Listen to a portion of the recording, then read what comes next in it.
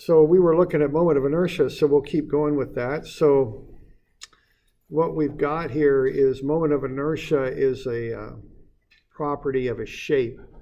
You take the mass times a radius squared to get a moment of inertia. And what the moment of inertia tells you, and this is the mass moment of inertia, what it tells you is how hard it is to get something to start to rotate about a given axis. Or once it starts rotating, how hard it is to make it stop, okay?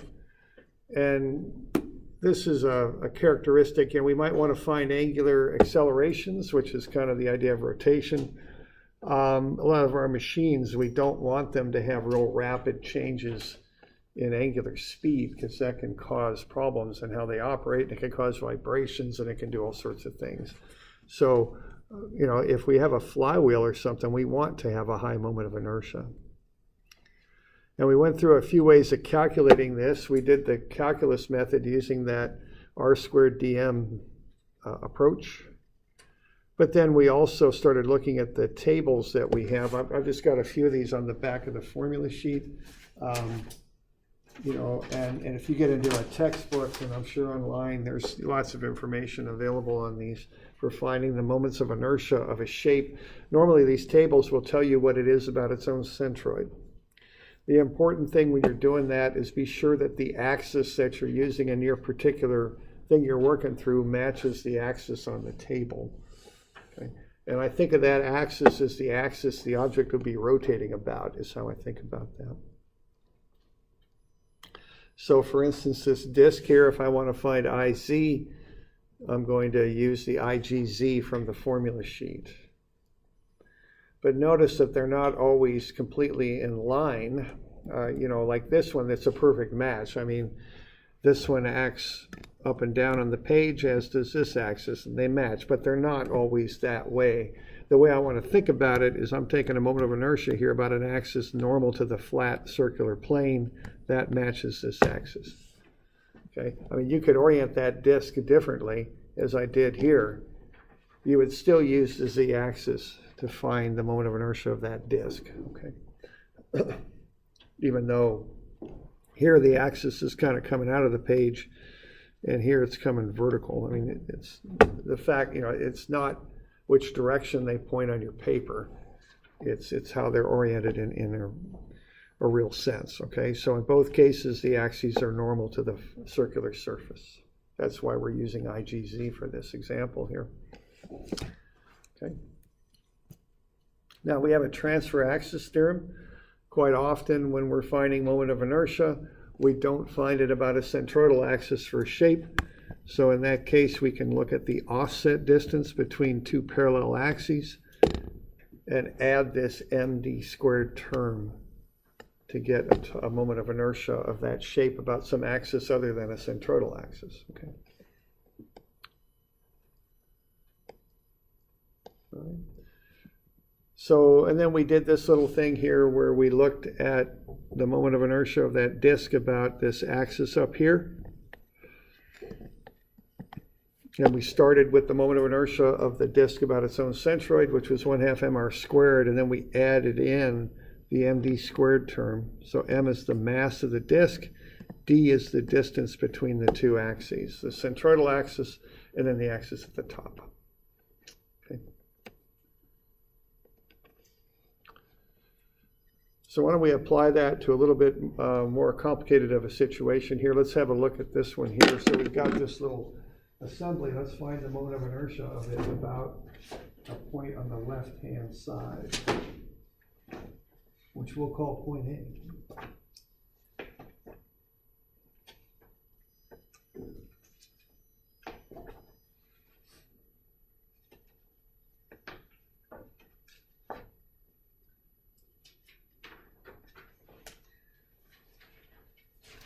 All right, so this is on 640 is where we're at.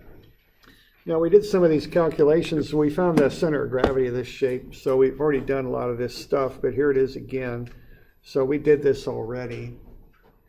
When we did center of gravity, we found the same stuff for this on page 610.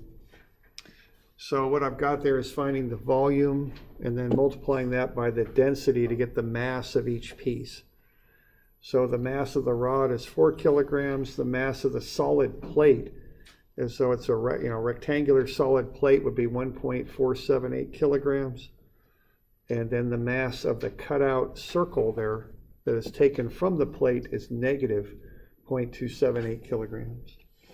Okay, and what I'm doing there is a two-step process for each one. I'm finding the volume based on that thing being 2 centimeters thick, and I'm in cubic meters there, and then I multiply by the density is what I'm up to.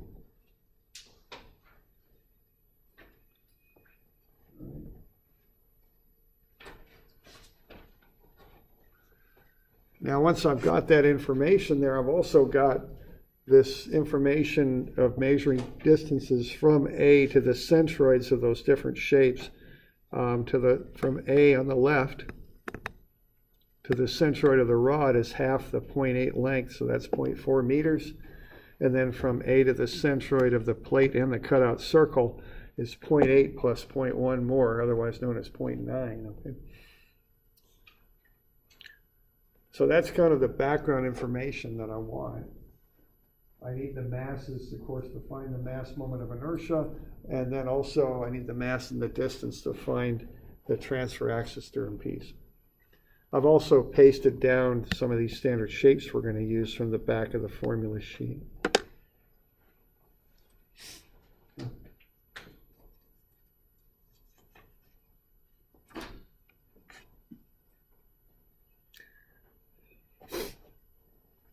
So we're good to go with that?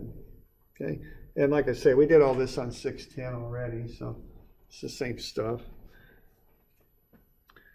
And again, fairly detailed calculations when you get into these more complex shapes. So I like the tables. They just help me to cut down on error. Okay. So we're good. All right, now what I want to do next is find the moments of inertia of each of the shapes about their own centers of gravity. So this is from the back of the formula sheet. We've got these formulas here that'll tell us what those are. So for a plate, well, let's see, let's kind of have a look here. Now let's kind of look at the equations we would use to do this with, all right? For the rod, if we find the centroidal moment of inertia, we're going to want the IG, X, or Y. Either one would be fine, because what we've got when we do the rod is we've got a thin rod here, and then we got point G, and we've got X and Y. So we could use either axis there to find that moment of inertia. And they're, of course, they're the same formula. They're 1/12 ml squared, okay? Now notice if you'd used IGZ, that wouldn't work, okay? Because IGZ is an axis that comes down from the center, or down the length of the rod, and see, that just doesn't, that isn't what's happening here. This rod isn't rotating like, it's not like spinning like a drive shaft would. We're looking at it rotating, okay, about point A there. So this Z-axis would apply if the rod were spinning around that axis like that, which it isn't. So we don't use that IZ formula, okay? It doesn't apply for what's going to happen with this thing. We good with that idea there? Okay. So just be sure that you're using the proper axis when you do these calcs. So that'll be 1/12 ml squared is the one we'd want. Okay. Now the disc and the plate, see what we're doing here, we're drawing in axes that are parallel to the one we're taking the moment of inertia about. So we're taking about A there, so we're using these axes, this one for the rod and that other one for the plate and the cutout hole. Okay, so what that corresponds to in both cases is Z, okay? So we're going to use 1/2 mr squared for the cutout disc and 1/12 m A squared plus B squared for the plate. So we're using the Z-axis for the plate and the disc because our axis is perpendicular to that big flat surface. okay, which corresponds to the z-axis on the back of your formula sheet, and then we're using either the x or y axis for the rod. So those are the axes that we're using. Okay.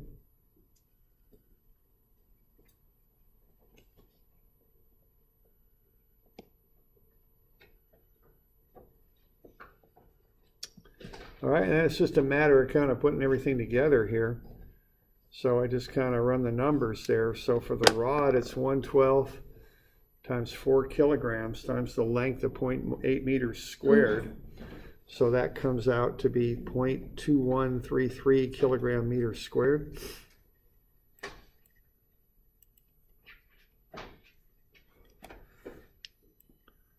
For the plate, it's 1/12 m a squared plus b squared. So that's 1/12 times the 1.478 mass times 0.2 squared plus 0.3 squared.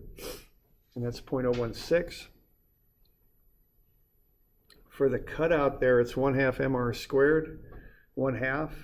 The mass is negative because it's a cutout. And then the radius is 0.06. Excuse me. So that's negative 0.0005. So those are the moments of inertia, those shapes about their own centroidal axes. So those will go into the table on the far left column there, is where they'll go.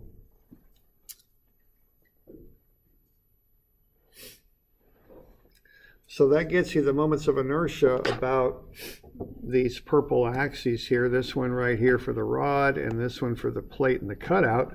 But you can see that neither of those shapes are spinning about those particular axes. What they're spinning about is this axis down on this end, the A. See, that's how this is set up. So we got to find the offset distance from that axis at A to the centroid of the rod and the centroid of the plate and the circular cutout. So that's the 0.4 for the rod and the 0.9 for the plate and the cutout. Okay. So that's what we'll want to do here next is consider that aspect of it.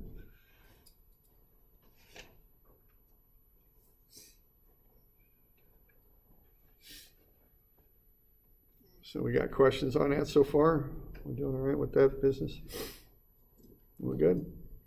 Okay. Okay, and again, that the disk is negative because it's a cutout, and that comes from the negative mass. See, what we did up above was we considered a solid rectangular plate, but of course it's not. It's got a cutout, so those are done separately, and they're handled separately throughout the calculation here. All right. So I can put those on in there then, so I can go ahead and start to run these numbers. What I've got for the rod is 0.2133 for IG, mass of 4, offset distance from the point A to the centroid is 0.4, so it's 4 kilograms times 0.4 meters squared, which comes out to be 0.64. I can add that to my IG and get the total moment of inertia of the rod about the end at point A. It's 0.853 kilogram meters squared. And I just repeat this process for each of the shapes. Okay. So I can do the plate. Now notice I do the whole plate calculation as though it's a solid. I don't consider the cutout disk when I do anything regarding the plate. So I apply the moment of the IG formula for a solid plate, and I do the MD squared for a solid plate. I'll handle the cutout disk separately. So remember to just go through the whole bit as though it's a solid plate, then do the bit for the cutting out the disc. Okay, that's how you approach this.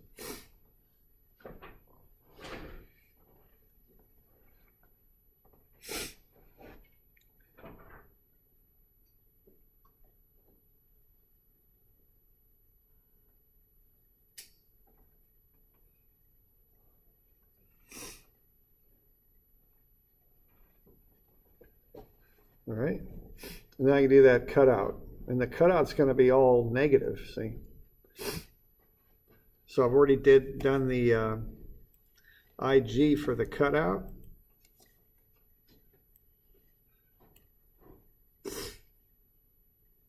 it's negative 0.0005. I got the mass. Again, the mass is negative because I'm cutting that material out. And I got the offset distance of 0.9. So I go 0.0005 plus the mass, negative 0.278 times the offset distance, 0.9 squared. And I just add that to my negative 0.0005. So I get the 3 moments of inertia for each of the shapes, the rod, the full rectangular plate, and then the circle that's cut out of the full rectangular plate. And I can just add those quantities up, keeping in mind that the circle is a cutout, so it's negative. So I can do the last little bit on that and add up the right-hand column. That's the only one I need to add up.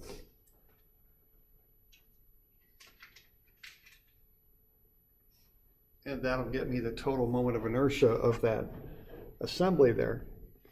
And that number tells me how hard it would be to get that thing to start rotating. It's the meaning of that number. And we'll get to that in here in a little bit, how to actually apply it. So we'll just add up that right-hand column will be the last step. Okay. So that comes out to be 1.84. And we'll run that through a formula where we look at the net moment if we're going to try and make that thing rotate. And it will be I, that number there, times alpha, which is the angular acceleration. And that's how we can figure out angular accelerations.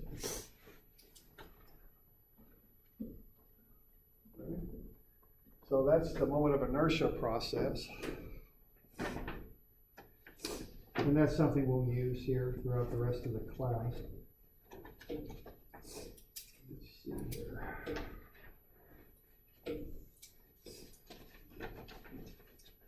So probably have you do 321, 322, and 324.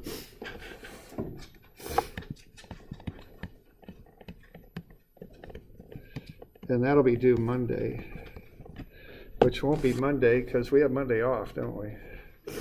Yeah. So that'll be Wednesday the 29th then, I guess.